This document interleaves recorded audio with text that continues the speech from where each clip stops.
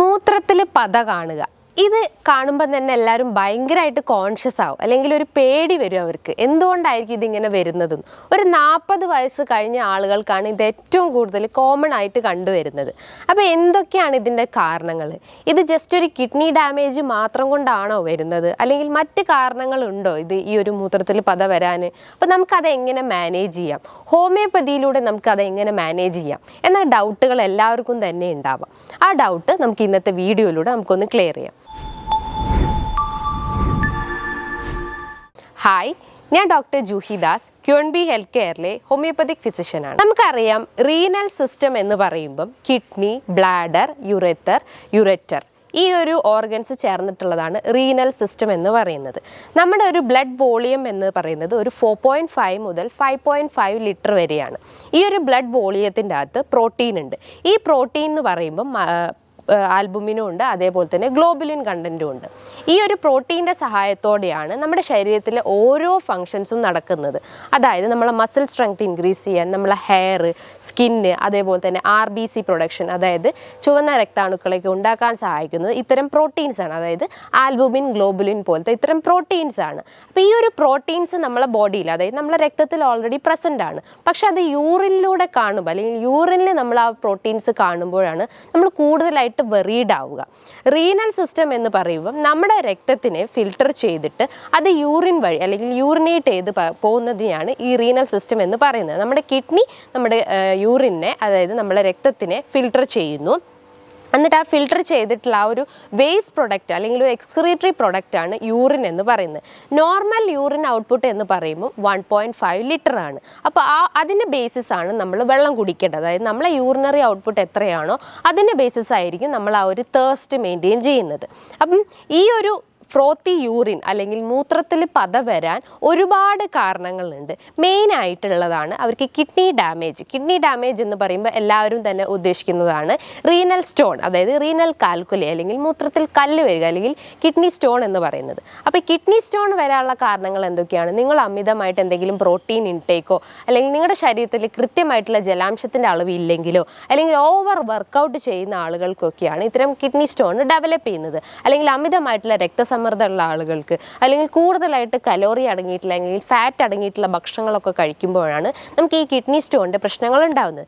Common ആയിട്ട് കണ്ടുവരുന്ന ഒരു കിഡ്നി സ്റ്റോൺ എന്ന് പറയുന്നത് കാൽഷ്യം ഓക്സലേറ്റ് ക്രിസ്റ്റൽസ് ആണ്. അതായത് കിഡ്നീൻ്റെ ആ ഒരു അപ്പർ പോളിലും മിഡിൽ കോർട്ടെക്സിലും അതേപോലെ തന്നെ ലോവർ കോർട്ടെക്സിലും ഒക്കെ ആയിട്ട് ഇങ്ങനെ സ്റ്റോൺസ് ഡിപ്പോസിറ്റ് ചെയ്യാനുള്ള ഒരു ചാൻസസ് ഉണ്ട്. അപ്പം ഒരു 4 mm സൈസുള്ള ഒരു സ്റ്റോൺ ആണെങ്കിൽ അത് നോർമലി നമ്മളെ യൂറിനിലൂടെ അത് പാസ് ഔട്ട് ചെയ്ത് പോകും. പക്ഷേ 4 mmനെക്കാട്ടും കൂടുതലായിട്ടുള്ള ഒരു സൈസുള്ള സ്റ്റോൺ ആണെങ്കിൽ അത് നമുക്ക് ട്രീറ്റ്മെൻറ്റ് എക്സ്റ്റേണലി തന്നെ കഴിക്കണം. എന്നാലേ ഉള്ളൂ അത് നമ്മൾ ആ ഒരു സ്റ്റോൺ കംപ്ലീറ്റ് ആയിട്ട് അത് ഡിസോൾവ് ചെയ്ത് പോകത്തുള്ളൂ.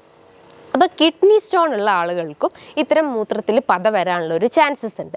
അതേപോലെ തന്നെ നമുക്ക് മറ്റൊരു കാരണം എന്ന് പറഞ്ഞു കഴിഞ്ഞാൽ, നിങ്ങളുടെ ശരീരത്തിൽ കൃത്യമായിട്ട് ജലാംശം മെയിൻറ്റെയിൻ ചെയ്തിട്ടില്ലെങ്കിൽ, അല്ലെങ്കിൽ നിങ്ങളുടെ ബോഡി കൂടുതലായിട്ടും ഡീഹൈഡ്രേറ്റഡ് സ്റ്റേജിലോട്ട് പോയിട്ടുണ്ടെങ്കിൽ, നമ്മുടെ ശരീരം എന്ന് പറയുമ്പം ഒരു ബോഡി ടെമ്പറേച്ചർ, അല്ലെങ്കിൽ നമ്മൾ ആ ഒരു ടെമ്പറേച്ചർ മെയിൻറ്റെയിൻ ചെയ്യാൻ പറ്റുന്നതാണ്. അപ്പോൾ കൃത്യമായ അളവിൽ നമ്മൾ വെള്ളം കുടിച്ചിട്ടില്ലെങ്കിലും ഇത്തരം പ്രശ്നങ്ങൾ ഡെവലപ്പ് ചെയ്യാനുള്ള ഒരു ചാൻസസ് ഉണ്ട്.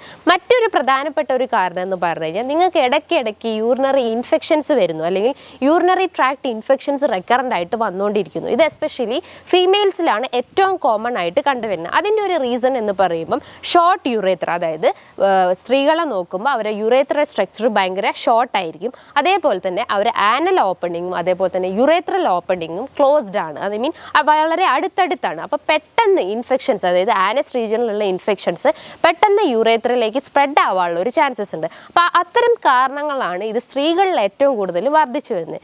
എസ്ട്രീഷ്യ കോളയാണ് ഇതിൻ്റെ ഒരു ഏജന്റ് ആയിട്ട് വർക്ക് ചെയ്യുന്നത്. അതായത് അത്തരം ബാക്ടീരിയാസ് ആണ് നമ്മൾ ആ ഒരു യൂറിനറി ട്രാക്റ്റിൽ ഡിപ്പോസിറ്റ് ചെയ്യും. അതിൻ്റെ ഒരു കോളനൈസേഷൻ കാരണമാണ് നമുക്ക് യൂറിനറി ട്രാക്ട് ഇൻഫെക്ഷൻസ് വരുന്നത്.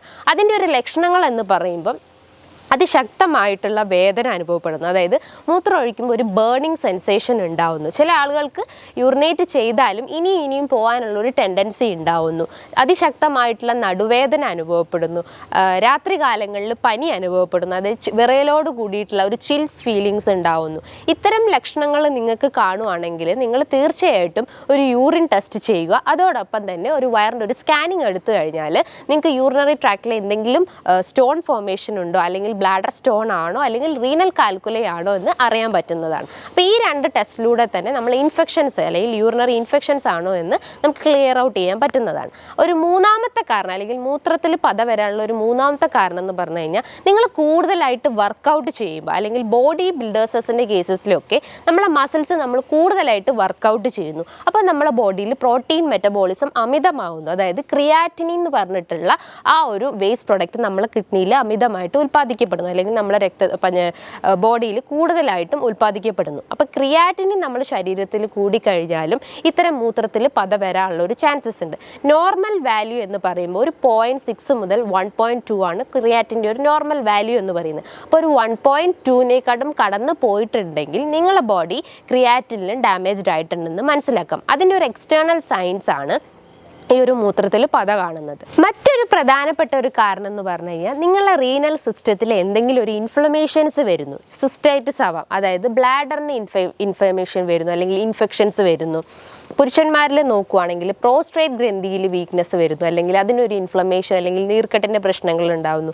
ബിനൈൻ പ്രോസ്ട്രറ്റിക് ഹൈപ്പർട്രോഫി എന്ന് പറയുന്നു. അപ്പം അതുമൂലം അതായത് റെക്കറൻ്റ് ആയിട്ട് ഇത്തരം ഇൻഫെക്ഷൻസ് അല്ലെങ്കിൽ ഇൻഫ്ലമേഷൻ നിങ്ങളുടെ ബോഡീനെ എഫക്റ്റ് ചെയ്തിട്ടുണ്ടെങ്കിലും അതുമൂലവും നമുക്ക് ഇത്തരം പ്രശ്നങ്ങൾ അതായത് മൂത്രത്തിൽ പത വരാനുള്ള ചാൻസസ് വളരെ കൂടുതലാണ്.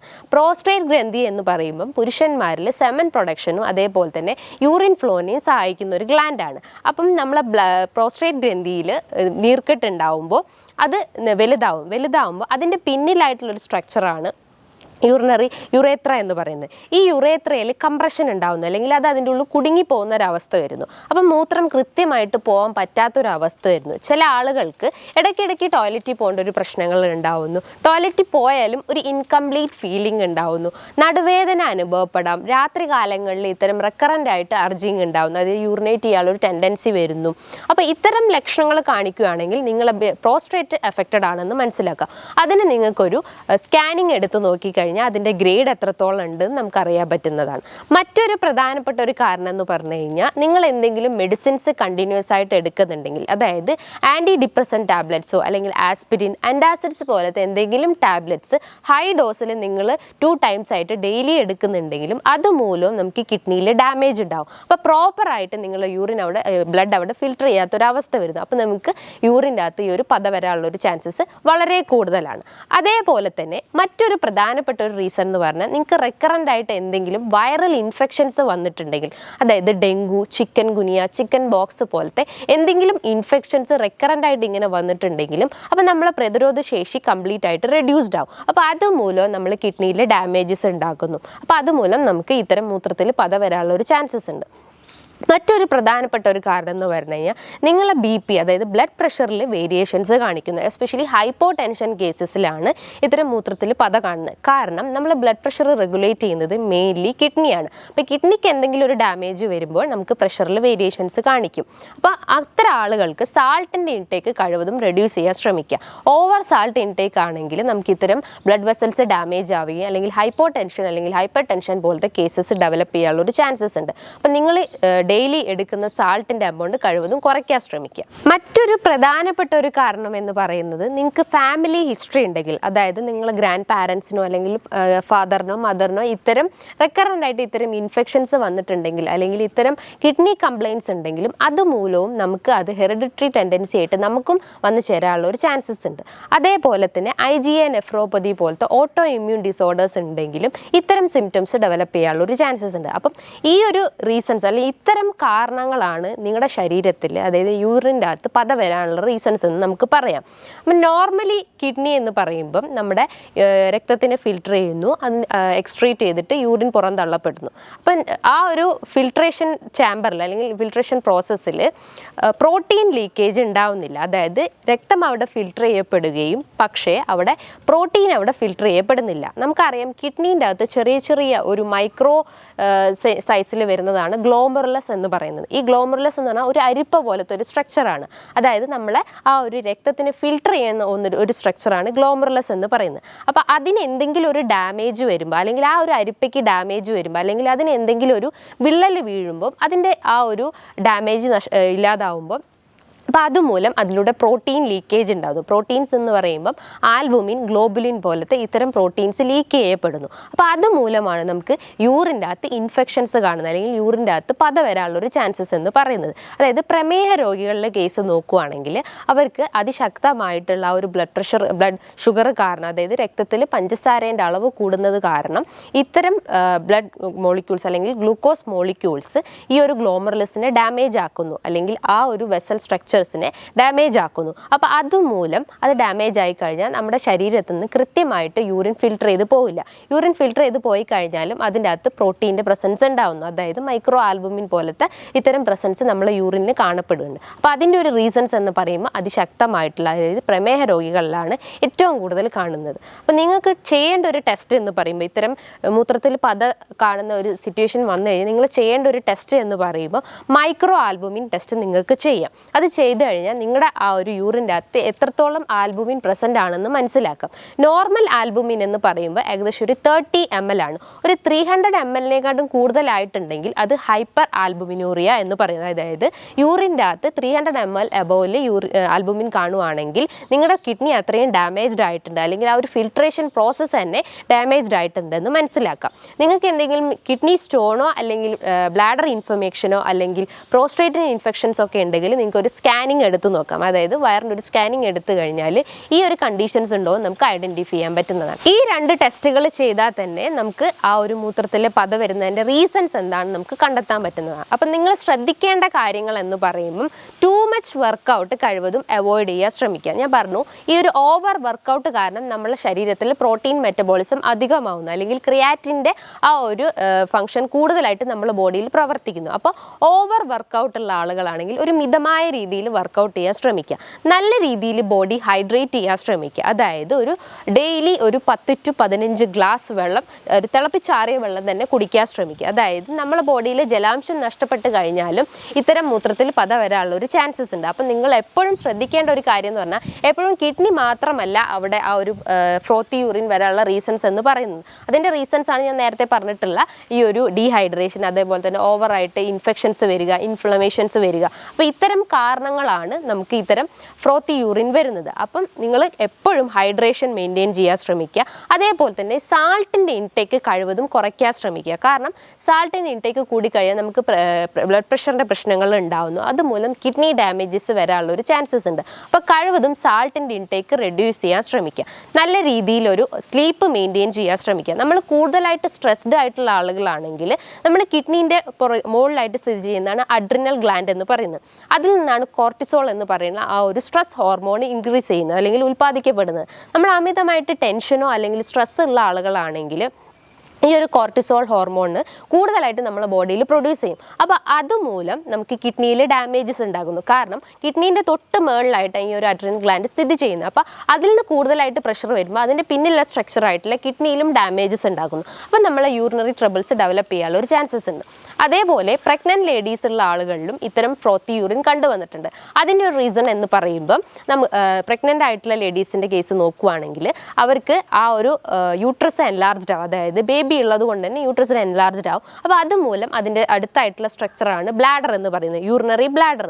ആ ബ്ലാഡറിന് പ്രഷർ വരുന്നു. അതായത് ജസ്റ്റ് ഇമാജിൻ ചെയ്യുക, ഇത് യൂട്രസ് ആണെങ്കിൽ ഇതിൻ്റെ പിന്നിലായിട്ട് അല്ലെങ്കിൽ കുറച്ച് അടുത്തായിട്ടാണ് യൂറിനറി ബ്ലാഡർ ഉള്ളത്. അപ്പോൾ ഇതിങ്ങനെ വികസിച്ച് വരുമ്പോൾ അതിൻ്റെ പിന്നിലുള്ള സ്ട്രക്ചർ ഓട്ടോമാറ്റിക്കലി അവിടെ കംപ്രഷൻ വരുന്നു. അപ്പോൾ അതുമൂലം കൃത്യമായിട്ട് നമുക്ക് യൂറിൻ പാസ് ചെയ്യാൻ പറ്റാത്തൊരവസ്ഥ വരും. അതായത് യൂറിൻ ബ്ലാഡറിൽ കെട്ടിക്കിടക്കുന്ന ഒരു അവസ്ഥ വരുന്നു. അപ്പോൾ അതുമൂലം നമുക്ക് റെക്കറൻ്റ് ആയിട്ട് പ്രഗ്നൻറ്റ് ലേഡീസിൽ നോക്കുകയാണെങ്കിൽ റെക്കറൻ്റ് ആയിട്ട് ഇൻഫെക്ഷൻസ് വന്നുകൊണ്ടിരിക്കുന്നു. അതേപോലെ തന്നെ ഇത്തരം യൂറിനറി ട്രബിൾസ് റെക്കറൻ്റ് ആയിട്ട് വന്നുകൊണ്ടിരിക്കുന്നത്. അതേപോലെ ഫ്രോത്തി യൂറിനും കണ്ടുവന്നിട്ടുണ്ട്. അപ്പോൾ അതിൻ്റെ ഒരു റീസൺ എന്ന് പറയുമ്പം ഈ ഒരു പ്രഷർ, അതായത് ബ്ലാഡറിൽ ഉണ്ടാകുന്ന പ്രഷറാണ്. അപ്പം നിങ്ങൾ ശ്രദ്ധിക്കേണ്ട കാര്യങ്ങൾ എന്ന് പറയുമ്പം വാട്ടർ ഇൻടേക്ക് മെയിൻറ്റെയിൻ ചെയ്യുക, എക്സസൈസ് മെയിൻറ്റെയിൻ ചെയ്യാൻ ശ്രമിക്കുക. അതേപോലെ നിങ്ങളെ കിഡ്നീനെ ഡാമേജ് ചെയ്യുന്ന രീതിയിലുള്ള ഒരു ഭക്ഷണവും കഴിവതും കുറയ്ക്കാൻ ശ്രമിക്കുക. അതായത് സ്പൈസി ഫുഡ്, ഓവറായിട്ടുള്ള ജങ്ക് ഫുഡ്, മസാലാസ് ഒക്കെ ഉണ്ടെങ്കിൽ കഴിവതും അതൊന്ന് കട്ട് ചെയ്യാൻ ശ്രമിക്കുക. ഇനി ഓവർ വെയിറ്റ് ഉള്ള ആളുകളാണെങ്കിലും അവരെ വെയിറ്റ് മിതമായ രീതിയിൽ അത് കുറച്ച് കൊണ്ടുവരാൻ ശ്രമിക്കുക. അതായത് വർക്കൗട്ട് ചെയ്തിട്ടൊക്കെ ഒന്ന് കുറച്ച് കൊണ്ടുവരാൻ ശ്രമിക്കുക. ഈ കാര്യങ്ങളൊക്കെ ഒന്ന് ശ്രദ്ധിച്ചു കഴിഞ്ഞാൽ നിങ്ങൾക്ക് ഇത്തരം ഫ്രോത്തി യൂറിൻ അല്ലെങ്കിൽ മൂത്രത്തിൽ പത വരുന്നതിൻ്റെ ആ ഒരു ടെൻഷൻ നമുക്ക് കഴിവതും കുറയ്ക്കാൻ പറ്റുന്നതാണ്. ഹോമിയോപ്പതി ആസ്പെക്ട്സ് നോക്കുകയാണെങ്കിൽ ഒരുപാട് മെഡിസിൻസ് ഇത്തരം കേസസിന് നമ്മൾ കൊടുത്തിട്ടുണ്ട്. അതായത് സരസപെരല, ലൈക്കോപോഡിയം, എപ്പിസ്, കാന്താരിസ് പോലത്തെ ഒരുപാട് മെഡിസിൻസ് ഇത്തരം കണ്ടീഷൻസിന് അവൈലബിൾ ആണ്. അപ്പം നിങ്ങൾക്ക് ഈ പറഞ്ഞിട്ടുള്ള കാര്യങ്ങളൊക്കെ നിങ്ങൾ കൃത്യമായിട്ട് ഫോളോ ചെയ്ത് കഴിഞ്ഞാൽ ഇത്തരം അസുഖത്തെ നമുക്ക് പൂർണ്ണമായിട്ടും റെഡ്യൂസ് ചെയ്യാൻ പറ്റുന്നതാണ്. നമ്മൾ കൂടുതൽ പാനിക് ആവാതെ അല്ലെങ്കിൽ കൂടുതൽ കോൺഷ്യസ് ആവാതെ നിങ്ങളൊരു മിതമായ രീതിയിൽ മൈൻഡ് റിലാക്സ് ചെയ്യുന്ന രീതിയിലുള്ള കാര്യങ്ങൾ ചെയ്ത് കഴിഞ്ഞാൽ ഈ ഒരു കണ്ടീഷൻസിനെ നമുക്ക് കംപ്ലീറ്റ് ആയിട്ട് റെഡ്യൂസ് ചെയ്യാൻ പറ്റും. നിങ്ങൾക്ക് ഇതുമായി ബന്ധപ്പെട്ട് എന്തെങ്കിലും ഡൗട്ടുകൾ ഉണ്ടെങ്കിൽ താഴെ കാണുന്ന നമ്പറിൽ കോൺടാക്റ്റ് ചെയ്യാവുന്നതാണ്. നല്ലൊരു ഹെൽത്ത് ടോപ്പിക്കുമായി വീണ്ടും കാണാം. Thank you.